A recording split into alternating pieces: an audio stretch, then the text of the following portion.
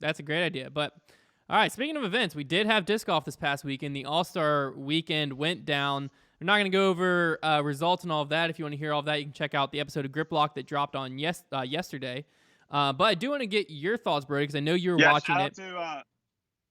Go for it. Shout out to Grip Lock being on Monday now. Yeah, that's big. I like the change. You guys are gonna be ready to go. You guys, everyone needs to make sure you're watching Grip Locked on Mondays now to get the latest of what just happened. All the analysis. And then Trevor's show comes out on Thursday. So yeah, quick little shout out to Trevor. His interview show. The Trevor. Is it just the Trevor show? The Trevor Staub show, like the Pat McAfee comes out show. Thursday. Definitely didn't copy it. Pay attention. Yeah, his first interviews with Drew Gibson, and Trevor is very excited, very passionate about this podcast. I haven't seen Trevor get this fired up about something in a while, so I'm super excited. I've seen bits and pieces, and he's done a really good job. I think a lot of people are going to enjoy it. He's already shot three or four interviews already. He's got another one tomorrow. I won't spoil who all those are, so he's stockpiling busy. But yeah, he does, like today, for instance, he spent, no joke, probably close to 4 hours doing research on the guest he's interviewing tomorrow. He was learning stuff about this person, and I was like, where on earth did you find that? And he just was like deep in their Facebook and LinkedIn finding stuff to ask him. And I think he's going to bring a pretty great product. I think people are going to be very, very surprised and happy with it. But yeah, that show comes out Thursday is the first premiere episode, so be sure to tune into that. But what was your thoughts on the format for the All-Star weekend this past weekend? I know you were able to watch most of it because we were texting back and forth during a lot of it. But what do you think overall? But specifically, I want to hear your thoughts on the singles going stroke play instead of match play. Yeah. So I think obviously this is the second time they've done an All-Star event. Mm-hmm. First time that they've tried like the skills thing. I think they'll be able to learn a lot from feedback, from fans' feedback from the skills challenge. The long drive, was okay. They didn't pick a great hole for it, which I thought was already kind of an issue. They're at a golf course. There should be probably a driving range. I haven't been to that golf course, so I don't know. Yeah, you weren't there to rent it out, so that's why there should be some sort of driving range probably out there. One thing I didn't like about the distance was first off, the guy was shooting the distance. There was some sort of like chalancing going on of where sometimes he was like a foot behind the disc and sometimes he was like right up on the disc. And he'd also run into the middle. If it was like on the left edge, he'd like run in, but like wouldn't go back in it. Like the distances weren't quite accurate. What the heck is he shooting? Like, as far as I'm concerned, I didn't see anything around where they were throwing. Maybe like the tree behind him or something. That's where it's like, what was he shooting? What I would love to see is driving range and then have painted lines on inbounds and out of bounds, and then have painted lines like every 25 feet. Starting at, you can do basically 100, 200, 300, and then probably go like 350, 450, 550. And then from there, like every 25 feet or something go.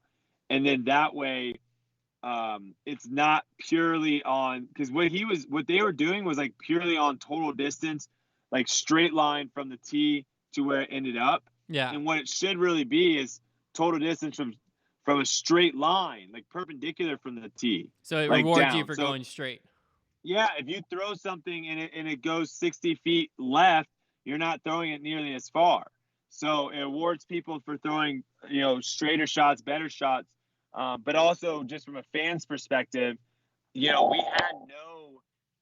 had no gauge on like how far this disc was traveling. So I think if you go out to a football field, for example, and you had a camera, because I think also filming this, they have the drone, never show drone for any sort of shot coverage, unless you want to show like a sick replay and it's from the drone. That's fine. please don't ever cut to a drone angle for an actual shot. You lose all sorts of idea of what the heck is going on. But sorry, that was a little quick side note. But I think that the best way, I think, filming the driving range is having someone like 20 feet up, like in scaffolding behind. And so you're up high. And so what that'll basically do is you'll basically see discs travel across, and you'll see it pass all the lines. So you can kind of get an idea, because I don't know if you watched it, but for me, we're just all sitting around being like, is that 400 feet, 500? Yeah. Like, there's no. You're waiting for the rangefinder call to come in. Like how far someone threw it. I thought, other than that, the long drive was fun to watch. I thought it was a big swing and a miss for the shot shaping. I don't know what they were trying to do with these like ribbons. I thought we all decided that the Mando at Worlds was a terrible idea.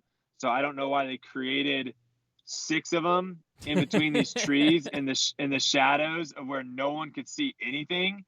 2 of the shots were pretty dumb as well, of where like one of them literally the guys, like Kevin was trying to throw a grenade over the tree. Some of the other guys were trying to throw spike geysers. But the women, the distance was so far that they couldn't throw over. So they were literally just like throwing shots into the trees and just hoping. Like, I just thought that was a big miss.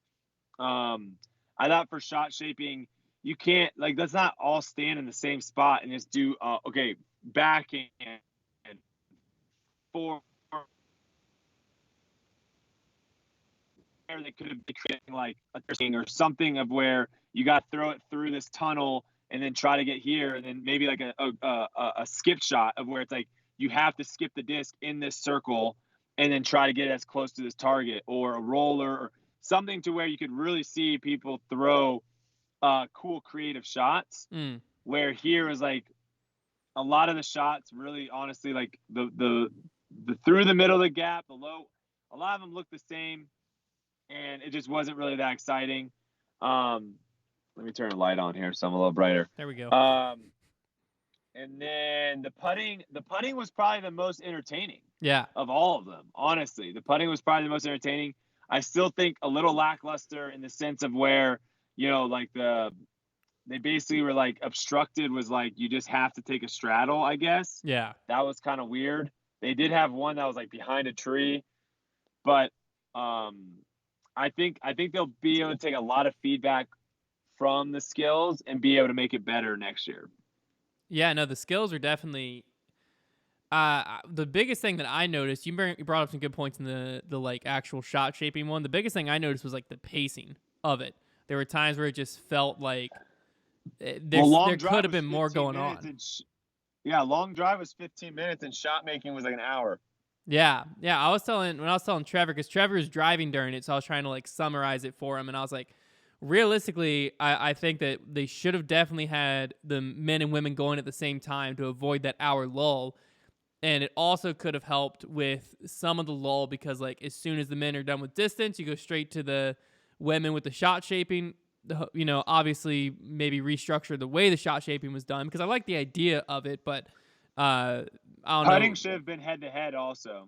Putting all head to head would have been great as well. It got exciting at the end.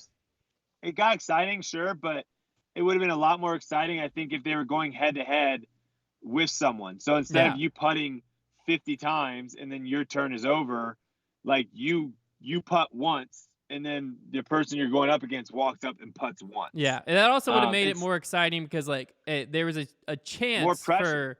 There was a chance for the first person out, which I think it was Yuli. There was a chance for Yuli to set a line that no one else could touch.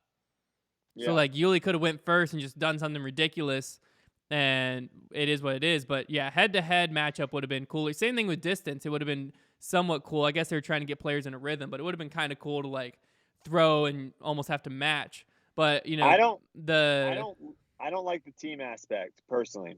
Oh, for the All-Star weekend, you didn't like the team. I think, especially for skills, it makes absolutely no sense.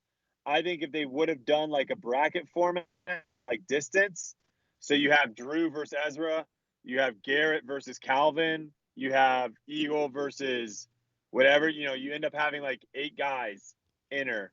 and then they're seeded or whatever, and it's bracket play where they each throw 3 times, furthest one advances, and then you got like a finals. Same thing with putting. I think that would have made it way more interesting versus this whole team nonsense. I get like the draft was actually pretty funny, seeing how uncomfortable some people were with that. I think that's what brought people by the most enjoyment. But I think at least for the skills, if you want to keep the team thing for like the doubles and the singles, whatever. But I think at least for the skills, I think that would really bring out the most competition between everyone. Is if at the end of the day, you're like, this person, same thing as like 3-point shootout, dunk contest, like having someone be like, this person is the long drive winner for the All-Star 2022. This person is the putting winner for whatever. Like almost remove it from the actual team event. Yeah, and then have the team event separate. That makes sense. Yeah, I liked the team aspect on the doubles and singles. I thought that kind of played in together. But the skills aspect, you're right. Because, I mean, realistically, when it was all said and done, there were so many points on the board for singles on Sunday that no matter what happened Friday and Saturday, it was a wash going into Sunday. Realistically, whatever team, I mean, you might have had a point or two advantage if like everything went your way, but realistically, whatever team on FPO and MPO did really well on Sunday was gonna walk away with the overall championship. Doubles, I think, was fine head to head, and I think singles head to head. Would you have preferred it to be match play over the way they did it with stroke play? I think so. I mean, obviously, it came down, the way it worked out. It worked out very exciting because the last match was going to decide who won, and it just so happened to be Calvin and Eagle going back and forth, and Eagle making that incredible putt. Yeah. Throw. I don't even know if you can't call that a putt. So it ended up working out for sure. But the reason why I don't necessarily like stroke play as much is, look for example, like the Matty-O Nico battle where Nico aces, Matty-O bogeys. That's a 3-shot swing right there. I just think match play, it's way easier for the Disc Golf Pro Tour to have multiple matches going on and explaining what's going on. That I think was one of the big blunders, I would say, of the event, was the fact of like, they would literally just pop up like, oh, right now, if the event ended, Team Calvin would have 7 points and Team Eagle would have 5. And like, that's what they gave us versus like having a screen pop up and it shows Calvin's +2 through 7 and Kevin Jones is +1 through 5 and you just being able to read it really easily. I think also match play makes it to where you get a lot more exciting plays, similar to like Eagle making that shot on 18. He knew he had to make it, so he took a little bit more time, focused on exactly what he needed to do to try and make that shot. In match play, if you throw a bad shot, tee shot, and someone parks it, you no longer are just like laying up and tapping in and moving on. You're now trying to make that shot from 150 feet, which I think in disc golf has a huge advantage over golf match play because players can throw in from distance, where in golf it's like it's a lot less likely for someone to like chip a shot in or pitch a shot in. So I think you kind of lose that a little bit not doing match play. Yeah, what was funny is I enjoyed the stroke play aspect, and one of my arguments for the stroke play aspect was actually your argument against it, which was the Nico and Matty-O situation, because, and it happened too with Rebecca Cox and I believe it was Sarah Hokum. Theirs is on hole 18. But what I like about stroke play is you do have a chance where, like, if it were match play, I'd have to go back and look hole by hole basis, but if it were match play, you have a chance for the match to be over through 10 or 11 holes. The Yulee match would have not made it past hole 12. Yeah, but realistically, Yulee could have somehow come back in holes 13 through 18 stroke play. Yeah, there's obviously different advantages to both for sure. Like, there's not one that's better than the other. But then, like, if Yulee, like, disc golf is also another sport where it is very hard to make up. We all know it's very hard to make up a lot, especially on a course like that, Yeah. where they set that course up to make birdies. They did not set up that course to be very difficult. So if someone's 6 shots down with 6 holes to play, that match is over. So luckily, we didn't get in a situation where the Eagle Calvin match was close, and Kevin Jones started falling apart a little bit to where he made the Adam Kevin Jones hole or match decently close. So like some of the matches at the end got close, and so it was exciting. But if those things are lopsided, of where if someone's just not having a good day or not putting well, now you're getting a situation where it's like, okay, we're just having to, these guys are just continuing to play, and this match is over. Yeah, that's fair. That's fair too. That's fair too. I definitely thought that the There's singles was advantages of both. exciting, coming down to the wire, and like you said, the eagle throw-in thing. And one thing I did really like, the way the format was, and the live scoring on PDGA for the weekend and stuff like that, made following it very, very confusing, because like you would see So the confusing. scores, but the scores didn't really matter unless you were just seeing who they were going head to head against. And then, like you said, they'd be like, if it ended right now, so and so would be up. But it's like, okay, it is what it is. But one thing that was very promising and I loved was we saw a ton of golf. There was no downtime of people walking, which is what live disc golf should be. And I think some people were turned off because the All-Star weekend was hard to follow because of the format. Yeah. But if you're in a normal tournament, they flash up the leaderboard and you know, oh, James Conrad's in contention. Then they cut to James Conrad. It's a lot easier to follow and understand what's going on versus, okay, James Conrad's 12 under, but now I have to remember in my head who's he going against at the All-Star weekend. But I did really like it felt very good pacing. It didn't feel like I was sitting down and just like walking along with the card, but I'm sitting in my living room. It felt like I was seeing 80% of the golf that was happening on the course, and stuff that wasn't very important I wasn't really seeing, which isn't something I could really say much about last year's coverage and years in the past coverage. So it seems like they either added cameras or took some notes on switching. But I don't know if you noticed that too, but I was very impressed with the actual like pacing and switching of the live stream. Yeah, and I think it'll only get better because they obviously have more cameras to film a lot more shots. And so when they start getting comfortable of doing, because I didn't see too much of it at the All-Star tournament, but when they start getting comfortable, like being like earlier, Yeah, and like showing a shot that happened earlier, now you're going to get in a situation of where you're just seeing good shots. yeah, You're seeing things that actually matter, where right now we still are. I mean, obviously the All-Star event, all those matches mattered. And they did a good job of not like showing for FPO too, when a match was like a blowout, you didn't really see that much of it. Like I think Haley King was getting blown out by was it Lisa Fakis, I believe she was going up against.